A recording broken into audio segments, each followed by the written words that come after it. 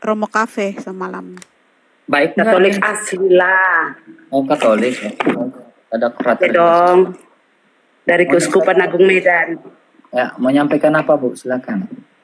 Sebenarnya ini tadi malam aku mau tanya dengan Romo Cafe, tapi untuk waktu yang singkat nggak mungkin saya tanya dua-dua ya kan. Masalah di Kitab Wahyu ini RK. Wahyu berapa, Bu? Di sini dari bab 13 itu ya, salah satunya tentang ayat 8 itu ya. Ayat 13, dan ayat 18. Wahyu bab 13. Kitab Wahyu. 13, ayat yang ke berapa? 8 sampai 8 dan 18. Oke, saya Tentang ya, ini kan tentang itu ya, ular naga dan tanda anam-anam. Nah, ini pertanyaan udah dari dulu sih, ini sebenarnya menjadi masalah dalam diriku. Karena aku mendapat intimidasi dari kawan-kawan gereja lama ketika aku masuk ke Katolik. Aku dianggap sesat gitu ya, masuk ke Katolik itu sesat gitu. Nah, ada kata-kata begini, bahwa Katolik itu adalah lambang anam-anam. Nah, saat itu saya belum mengerti tentang ajaran Katolik. Apakah benar, apakah tidak? Karena aku dulu termasuk anti Katolik ya, karena dogma-dogma yang diberikan lewat khotbah-khotbah gitu ya. Jadi kita tidak mengerti Katolik itu bagaimana. Tapi puji Tuhan saya masuk ke Katolik karena mujizat jawaban oleh Yesus sendiri, maka saya setia di Katolik karena doa saya dijawab oleh Tuhan. Ternyata Yesus itu hidup. Nah, begini RK, mengapa ada gereja mendogma bahwa Katolik itu adalah antikristus? Sementara gereja Katolik sudah kita tahu bahwa yang didirikan oleh Kristus. Kok bisa sejauh itu orang menilai kita menjadi anti-Kristus? Tolong dijelaskan itu salah satunya. Yang kedua, ayat nanti. Gimana? Frater silakan. Oke, biar saya dulu, nanti Bang Erka bisa sambung ya, bisa masuk ke dalam dikit. Oke, pertanyaannya Ibu Zoe sudah baca full Wahyu bab 13? Sudah saya baca, Frater. Semua, dari ayat 1 sampai 18? Iya, saya baca semua itu. Cuma saya... apa yang bisa apa yang bisa Ibu simpulkan dari Wahyu 13? Sebelum nanti lari ke 666, sebelum nanti lari ke antikristus, apa? Iya, di sini bisa saya simpulkan ayat 1 sampai 10 itu binatang yang keluar dari dalam laut ya. Di situ mereka ingin berperang ya.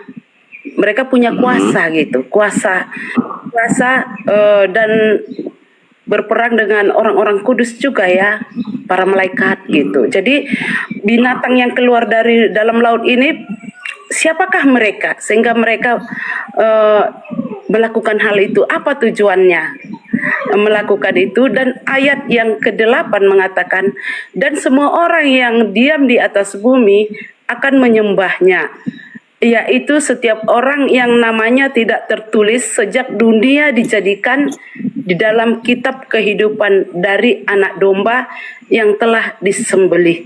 Inilah menjadi pertanyaanku itu, siapakah dia anak domba itu? Oke, baik. Ibu Zoe, di situ ada kitab suci? Ada Frater di depan saya kitab suci. Oke, silakan buka Mazmur 69 ayat 29. Mazmur 69 ayat 29. Saya agak-agak nengel ya. 60 berapa, Frater? 69 ya. Mazmur 69 ayat 29. Saya baca, Frater. Oke, silakan Kak Erlin.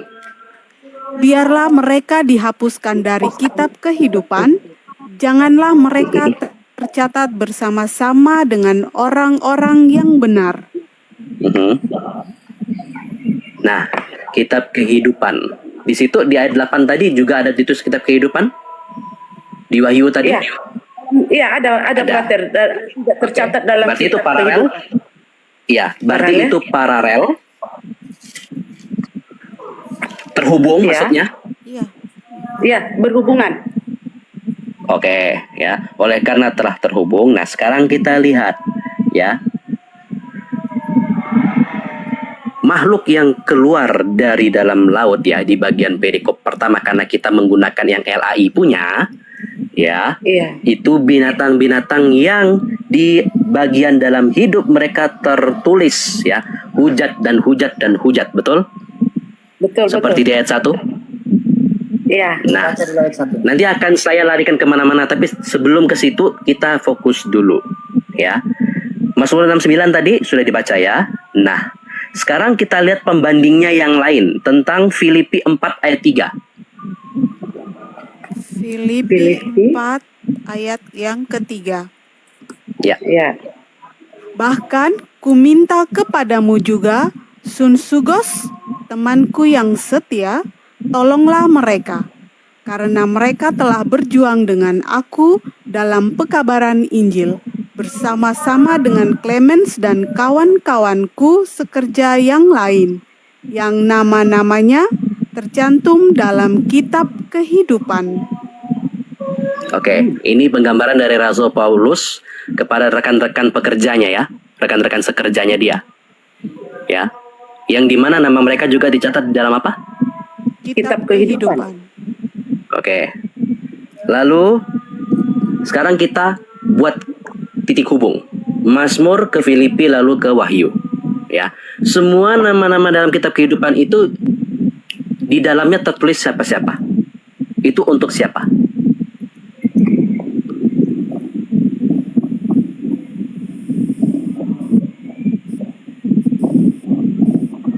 Orang-orang yang mengabarkan Injil ya. Ya. Coba lihat ayat 10 bagian terakhir. Filipi. Wahyu, No, Wahyu tadi. Oh, Wahyu. Ayat terakhirnya. Ayat 10. Barang siapa ditentukan untuk ditawan, ia akan ditawan. Barang siapa ditentukan untuk dibunuh dengan pedang, ia harus dibunuh dengan pedang. Yang penting di sini ialah ketabahan dan iman orang-orang kudus. Oke, orang-orang kudus itu dicatat dalam kitab kehidupan tidak? Dicatat seperti yang dikatakan di Filipi tadi. Oke, sekarang kita komparasikan dengan Ibrani 13. Ibrani Oke, 13. saya bukakan. Ya, sebentar.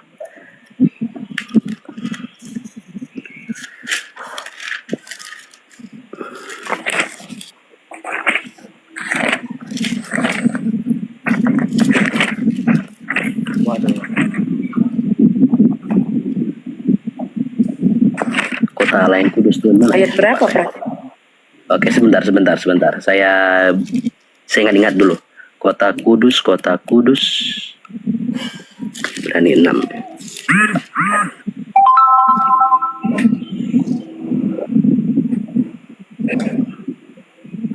Oke, sorry. Biar saya mudah gini aja.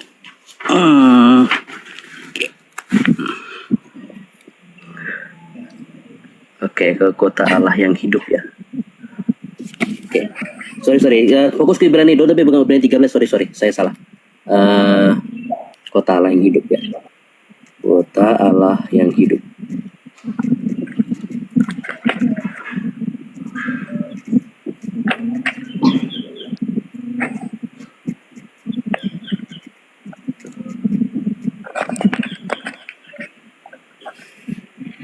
Oke, Ibrani 12, sorry, bukan 13. Ibrani 12. Ayat 22. 12 ayat 22. Ya. Ibrani 12 ayat 22. Mhm. Tetapi kamu sudah datang ke Bukit Sion, ke kota Allah yang hidup, Yerusalem surgawi, dan kepada beribu-ribu malaikat, suatu kumpulan yang meriah. Terus Lanjut, sampai Kak. 23. Dan kepada gereja anak-anak sulung yang namanya terdaftar di sorga, dan kepada Allah yang menghakimi semua orang, dan kepada roh-roh orang-orang benar yang telah menjadi sempurna. Oke, ya nanti kan di 24 itu Yesus ya, perjanjian pengantara perjanjian baru. Oke, dosa dibaca di situ. Oke. Kalau sudah terdaftar di surga dalam kitab kehidupan, artinya itu orang-orang benar atau orang-orang jahat, Bu? Orang-orang benar. Ya, yang sudah dijadikan benar oleh karena saksi iman dan seterusnya, itu juga ada di bagian wahyu yang lain. Tapi yang mau saya katakan di sini adalah, nah saya langsung hubungkan dengan yang 666 ya. Yang pertama dulu. Iya. Oke. Nah, bagaimana itu bisa menjadi teori 666? Nah, ingat, kalau orang yang menggunakan teori modern, mereka akan selalu mengkaitkan itu dengan gereja Katolik di Roma. Itu Ya. teori yang itu namanya teori modern, yang disebutnya teori spekulatif. Mengsangkut pautkan segala sesuatu mirip-mirip dengan di sana-sana. Ya. Ya, itu masih teori spekulatif atau teori liar lah gitu istilahnya. Ya. Dan teori ini dipakai oleh gereja, saya langsung spoiler aja, Advent. Ya. Ya, mereka selalu melarikan ke situ. Ya, menganggap bahwa Roma itu adalah Babylon yang baru. Kerajaan sesat yang baru gitu mereka bilangnya. Ya. Nanti Ibu bisa cek di Catholic Answer juga ada. Ya, itu teori spekulatif namanya, itu teori liar, ya. Teori modernis yang tidak ada sangkut pautnya sama sekali. Ya. Jawaban saya selalu ada di nanti sumbernya, sourcingnya nanti bisa dicari di namanya Catholic Answer, itu ada jawabannya di situ. Ya. Nah, lalu di bagian yang kedua, binatang yang keluar dari dalam bumi yang akan nanti disangkut pautkan dengan antikristus, ya. Ibu sudah baca sampai bagian akhir dari 11 sampai 18? Sudah, Pastor. Frater. Oke. Nah, ya silakan. Bayarkan kenapa? Ya, udah Frater. Iya, aman-aman. Ya. Oke. Ya, jadi udah jelas Bu, Ibu Zoe. Artinya masih kurang jelas, Bang RK. Oke, itu kan bicara tentang antikristus kan, bicara Iya. tentang kan. Ya. Oke. Sekarang antikristus ini Bu, ini kan bicara eskatologi. Ya, jadi agak sedikit eskatologi ini kan sesuatu yang belum kita masih ini ya, tetapi saya melihat dari pandangan Irenaeus pun belum begitu ini ya. Ya, tetapi coba kita lihat menurut sudut pandang Alkitab ya Bu ya. Kak Erlin coba 1 Yohanes 2 ayat 18. 1 Yohanes 2 ayat 18. 2 ayat 18. Anak-anakku, waktu ini adalah waktu yang terakhir, dan seperti yang telah kamu dengar, seorang antikristus akan datang, karena sekarang telah bangkit banyak antikristus. Itulah tandanya bahwa waktu ini benar-benar adalah waktu yang terakhir. Oke, jadi antikristus itu bukan cuma satu ya, tetapi menurut 1 Yohanes 2 ayat 18 ini adalah bangkitnya banyak antikristus. Bukan cuma satu. Banyak antikristus. Nah, tadi Frater sudah berhubungan. Nanti kita akan masuk. Antikristus itu seperti apa? Karena saya mengambil dari argumentasi dari seorang patristik namanya BD ya, di tahun 735 ya. Ya. Lanjut Kak Erlin, banyaknya antikristus ini kita masuk lebih spesifik. 1 Yohanes 2 ayat 22. 1 Yohanes 2 2 ayat ayat 22. yang 22. Siapakah pendusta ini? Jadi antikristus dikatakan sebagai pendusta kan? Oke, lanjut. Bukankah dia yang menyangkal bahwa Yesus adalah Kristus? Oke, antikristus dikatakan sebagai pendusta karena dia menyangkal bahwa Yesus adalah Kristus, bahwa Yesus menyangkal Yesus adalah Mesias. Itu adalah antikristus, indikasi yang pertama. Dan Ya. lebih mengkerucut lagi, ya, coba 1 Yohanes 2 ayat 19. 1 Yohanes 2 ayat 19.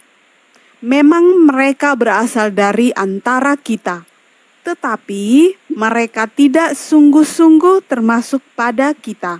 Antikristus itu berasal dari antara kita dalam internal kekristenan yang menyangkal Yesus adalah Kristus. Yang menyangkal bahwa Yesus adalah Mesias, lebih mengkerucut lagi, yang menyangkal duinatur Kristus, sungguh-sungguh Allah dan sungguh-sungguh manusia. Bahwa Yesus hanya hamba, bukan sebagai raja, bukan sebagai imam, bukan sebagai Tuhan, bukan Allah yang menambahkan rupa hamba kayak Edis. Itu antikristus. Ya, antikristus adalah berbicara tentang Kristus. Mereka menyangkal Kristus, binatur Kristus. Dia sebagai Allah, dia sebagai manusia, Allah yang menambahkan rupa hamba, Filipi 2 ayat 6. Kalau dia bilang Yesus Kristus hanya hamba, tidak bilang Allah yang menambahkan rupa manusia, itu antikristus, itulah pendusta. Lanjut, dia itu adalah antikristus, yaitu 1 Yohanes 2 ayat 22. 1 Yohanes 2 ayat 22. Yaitu 2 ayat 22. Yaitu dia. Ya, siap. 1 Yohanes 2 ayat 22, siapakah pendusta itu? Bukankah dia yang menyangkal bahwa Yesus adalah Kristus? Dia itu adalah antikristus, yaitu dia yang menyangkal baik Bapa maupun Anak. Dia menyangkal Bapa maupun Anak, itulah antikristus. Ya, antikristus indikasi 1 Yohanes 4 ayat 3, Kak Erlin. 1 Yohanes 4 Ayat 3. yang ketiga. Apakah antikristus? Pendusta yang berasal dari kalangan kita. Dia yang menolak Kristus, Yesus sebagai Kristus, menolak duinatur Kristus, itulah antikristus. 1 Yohanes 4 ayat 3. 1 Yohanes 4 ayat 3, dan setiap roh yang tidak mengakui Yesus tidak berasal dari Allah. Stop dulu. Roh itu Stop dulu. Setiap roh yang tidak mengaku Yesus tidak berasal dari Allah. Artinya, mengaku Yesus sebagai apa? Roma 10 ayat 10, 9. Roma 10 ayat 10 ayat 9. 9. Setiap roh yang tidak mengaku Yesus harus mengaku Yesus sebagai apa? Kalau tidak dikatakan sebagai antikristus. Roma 10 ayat 9. Mengaku apa? Sebab jika kamu mengaku dengan mulutmu bahwa Yesus adalah Tuhan Di situ dan percaya, mengaku Yesus adalah Tuhan atau Yesus punya Tuhan, Kak Erlin? Yesus adalah Tuhan. Yesus adalah Tuhan, bukan Yesus punya Tuhan. Edis mengatakan Yesus punya Tuhan. Dia antikristus, guru-guru palsu di zaman era modern ini. Ya, lanjut Kak Erlin, mengaku Yesus adalah Tuhan. Lanjut dan 1 Yohanes 4 ayat 3. 1 Yohanes 4 ayat 3. Yohanes 4 ayat 3, lanjut lagi. 1 Yohanes 4 ayat yang ketiga. Dan setiap roh yang tidak mengaku Yesus tidak berasal dari Allah. Oke, Roh yang itu- tadi tidak berasal dari Allah, yang tidak mengaku Yesus adalah Tuhan. Lanjut. Roh itu adalah roh antikristus. Oke, roh yang tidak mengakui Yesus adalah Allah adalah roh apa? Roh antikristus. Yang tidak mengakui Yesus adalah Tuhan, melainkan punya Tuhan adalah roh apa? Roh antikristus. Lanjut. Antikristus. Dan tentang dia telah kamu dengar bahwa ia akan datang dan sekarang ini ia sudah ada di dalam dunia. Ia ada dalam dunia ini. Siapakah roh antikristus yang tidak mengakui Yesus sebagai Tuhan sesuai Roma 10 ayat 9? Dia sudah ada di dunia ini, ya. Karena ini kita akan bicara eskatologi tentang kerajaan Allah yang sudah ada di bumi, bukan yang akan datang, tetapi yang sudah ada di bumi ketika doa Bapa kami itu. Sekarang lanjut ya, lanjut. Dia yang sudah ada di bumi ini siapa? Matius 7 ayat 15. Matius 7 ayat yang ke-15. Waspadalah terhadap nabi-nabi palsu yang datang padamu dengan menyamar seperti domba, tetapi sesungguhnya mereka adalah serigala yang buas. Lanjut ayat 16. Dari buahnya lah kamu akan mengenal mereka. Dapatkah orang memetik buah anggur dari semak duri atau buah ara dari rumput duri? Oke. Ayat yang ke-17. Demikianlah setiap pohon yang baik menghasilkan buah yang baik. Ayat 18. Sedang tidak mungkin pohon yang baik itu menghasilkan buah yang tidak baik, ataupun pohon yang tidak baik itu menghasilkan buah yang baik. Ya. Jadi roh antikristus itu mereka sudah ada di bumi. Ya. Mereka yang apa? Ya. 2 Yohanes 1 ayat 7, Kak Erlin. 2 Yohanes 1 ayat 7. 1 ayat yang ke-7. Sebab banyak penyesat telah muncul dan pergi ke seluruh dunia yang tidak mengaku bahwa Yesus Kristus telah datang sebagai manusia. Yesus Itu adalah Kristus. Mereka adalah si penyesat dan antikristus. si penyesat dan antikristus. Yesus Kristus yang datang sebagai manusia. Berarti sebelum dia datang sebagai manusia, dia adalah siapa? Yohanes 1 ayat 1. Yohanes 1 ayat yang pertama. Pada mulanya adalah firman, firman itu bersama-sama dengan Allah, dan firman itu adalah Allah. Firman itu adalah Allah. Firman itu sehakikat dengan Allah. Firman itu bukan suatu Allah. Firman itu bukan ciptaan seperti